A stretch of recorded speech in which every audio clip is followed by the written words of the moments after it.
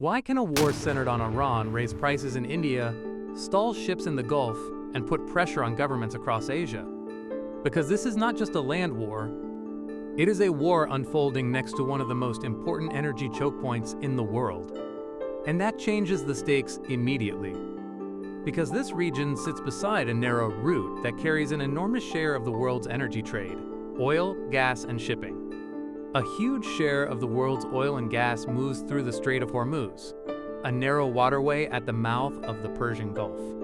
So when conflict reaches this region, the risk is not only what gets destroyed, it is what gets delayed, diverted, or cut off. This is not just a land war, it is a systems war, a conflict that can travel through ports, pipelines, insurance markets, and household budgets. And that is why this war could reshape far more than Iran.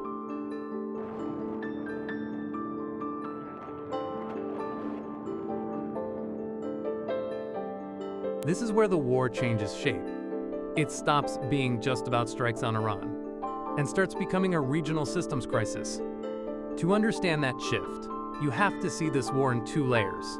There is the visible layer, the strikes, the retaliation, the armed groups, the headlines. And then there is the deeper layer, the system underneath it all. The oil fields, gas facilities, export terminals, shipping routes, and insurance networks that connect this region to the rest of the world. That second layer is what makes this different. Because once shared infrastructure gets hit, the effects do not stay local. They move into fuel prices, into trade, into food, and eventually into politics. So this story is not just about who is fighting. It is also about what they are fighting around. And the moment that changed everything was when the war moved from military targets to energy infrastructure.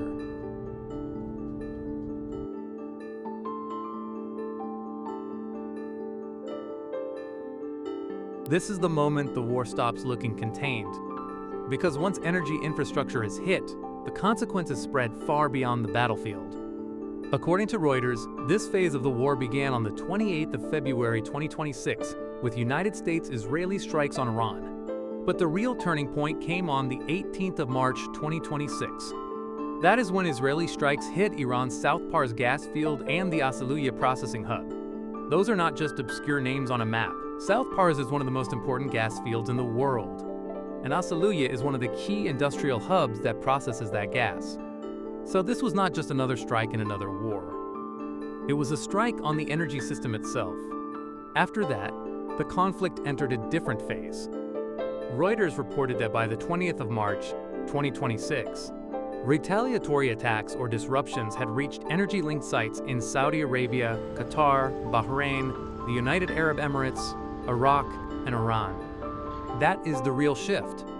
The battlefield expanded from military targets to economic infrastructure. And once that happens, containment gets much harder. Because infrastructure is regional, markets are regional, shipping is regional. So the shock does not stay where the first strike landed.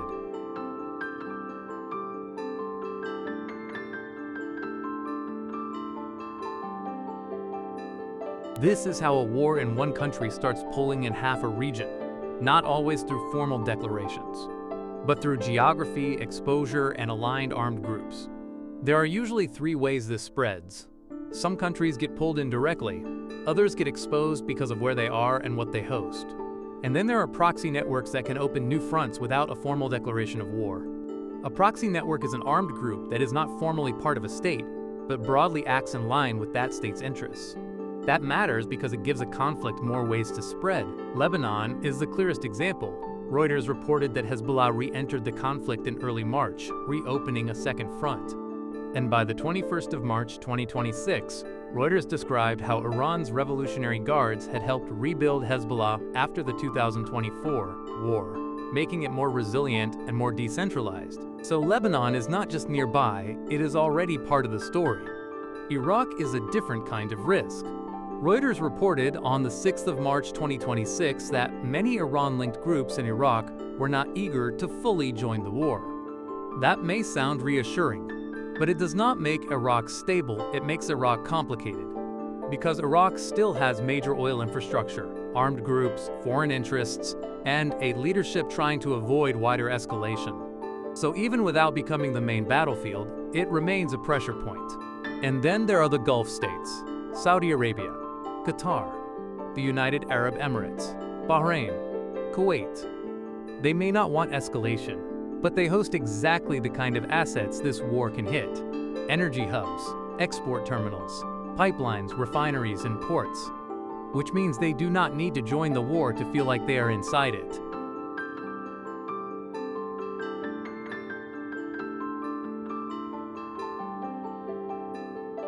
This is the part of the war the whole world feels. Because once energy infrastructure gets hit, the battlefield reaches far beyond the countries doing the fighting. When people hear Middle East conflict, they usually think about oil prices. But the real system is much bigger than that. It includes crude oil, natural gas, liquefied natural gas, refining, storage, export loading, and shipping. In other words, it is not one asset. It is a chain. Quick definition. Liquefied natural gas is natural gas cooled into liquid so it can be moved by ship. And that matters because modern energy trade is not built around a single pipeline or a single port. It depends on multiple links working at the same time. If enough of those links are hit, the damage spreads fast. Reuters reported that after South Pars and Asaluye were hit, Iran retaliated against major Gulf energy infrastructure. One of the biggest examples was Ras Laffan in Qatar, the world's largest liquefied natural gas export hub. Reuters reported damage severe enough to wipe out about 17% of Qatar's liquefied natural gas export capacity, potentially for years. Bahrain declared force majeure after a strike on the Sitra refinery. And Iraq's southern oil production reportedly fell from 3.3 million barrels per day to 900,000 after export disruptions. These are not symbolic hits. They are breaks in the supply chain. Reuters also reported that by the 21st of March, 2026, the war had removed around 400 million barrels from the market and pushed Middle Eastern crude prices as high as $164 per barrel. The International Energy Agency responded with an emergency reserve release. That is when you know this is no longer just a geopolitical scare, it is a real supply shock.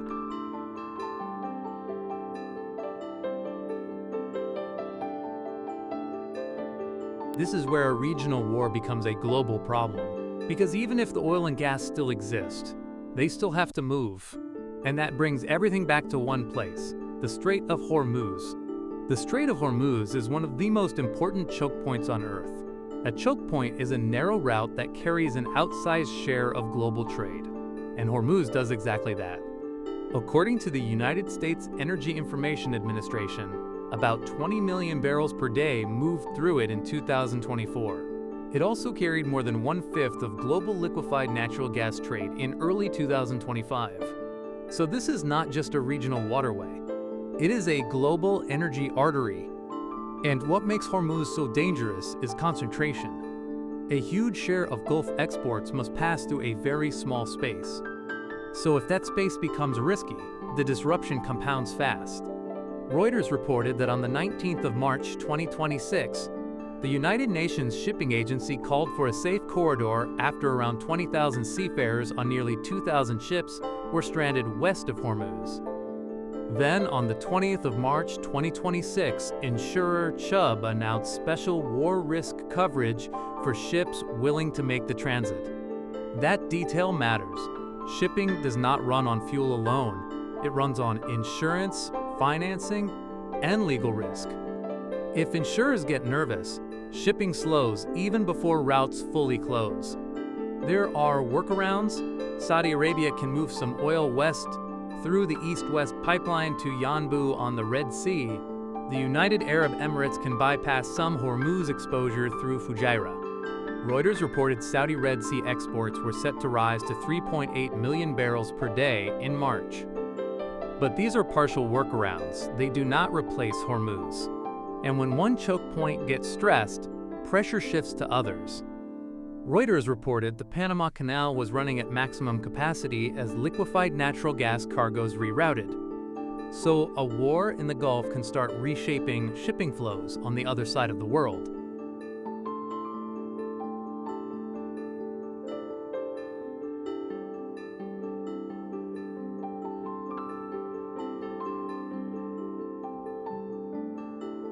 This is where the war stops feeling distant, because the first big civilian consequences often show up far from Iran, especially in Asia. Asia is the main destination for Gulf energy.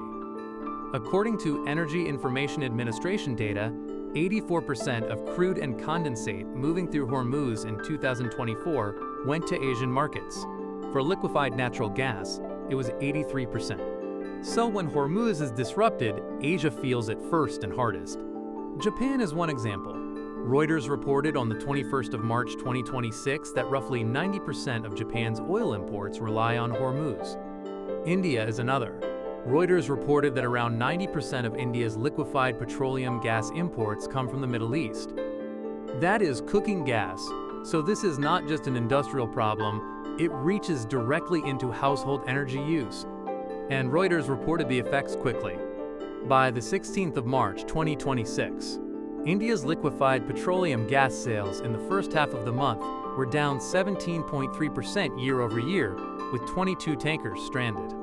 Sri Lanka shows another side of the story. Not collapse, but state management under pressure. Reuters reported that Sri Lankan authorities tightened fuel access rules, introduced odd, even distribution measures for vehicles, approved emergency spot purchases, and used temporary public holidays to reduce strain on the system. That is what governments do when they are trying to stretch limited supply, stabilize demand, and avoid a larger shock. Bangladesh, meanwhile, sought outside financing for fuel imports. Across the region, the pattern was similar: emergency tenders, conservation measures, subsidies, and attempts to protect domestic stability. And then there is the next layer. Energy shocks often become food shocks. Reuters reported fertilizer prices rising sharply as disruption spread. So the chain is simple: fuel, transport, fertilizer, food, politics. That is how a war in one part of the Middle East can start changing everyday life far beyond it.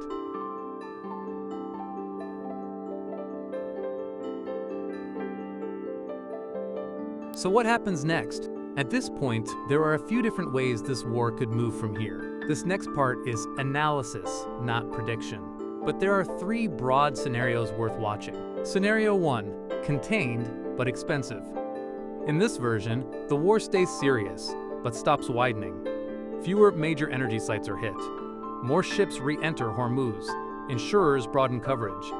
And emergency reserves buy time. Prices stay high, but the war shortages begin to ease. What you would watch for here is fewer infrastructure strikes, more vessel movement, and fewer emergency measures in import-dependent countries. Scenario 2, regionalized attrition. This is the long grind. No dramatic regional explosion, but no real de-escalation either. Lebanon stays active. Iraqi exports remain under pressure. Gulf infrastructure absorbs intermittent hits. And Asian governments keep managing scarcity. This is the prolonged pressure scenario. What to watch?